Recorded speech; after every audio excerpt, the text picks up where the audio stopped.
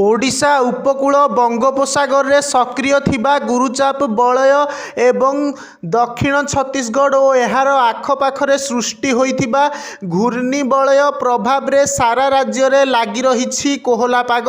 वर्तमान दक्षिण ओडिशारु आंध्र मध्य देई सृष्टि होइथिबा निम्नचाप रेखा प्रभाव रे आसंता काली पर्यंत दक्षिण एवं उपकूल ओडिशार अधिकांश जिल्ला रे कोहला पाग सह हालुका वर्षा हेबो बोली पूर्वानुमान करिछि आंचलिक पाणीपाग विज्ञान केन्द्र। विशेषकर जगतसिंहपुर, केन्द्रापड़ा, जाजपुर, पुरी, खोर्धा, कटक, गंजाम, गजपति, रायगड़ा रे हालुका वर्षा हेबार संभावना रहिछि। आसंता काली परे गुरुचाप वलय प्रभाव कमिबा सह पागरे परिवर्तन हेबो।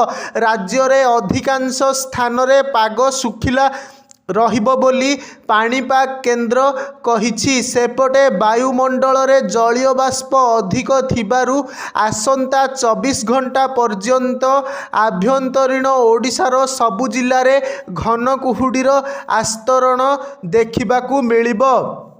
एथिपाई 16टी जिला को येलो अलर्ट जारी करिछि पाणीपाग केन्द्र। कटक, जाजपुर, नयागढ़, अनुगुल, ढेंकानाल, केन्दुझर, सुंदरगढ़, देवगढ़, झारसुगुड़ा, संबलपुर, बरगढ़, बौद्ध, सोनपुर, कलाहांडी, कंधमाल एवं बलांगीर रे घन कुहुडी सतर्कता जारी करा जाइछि।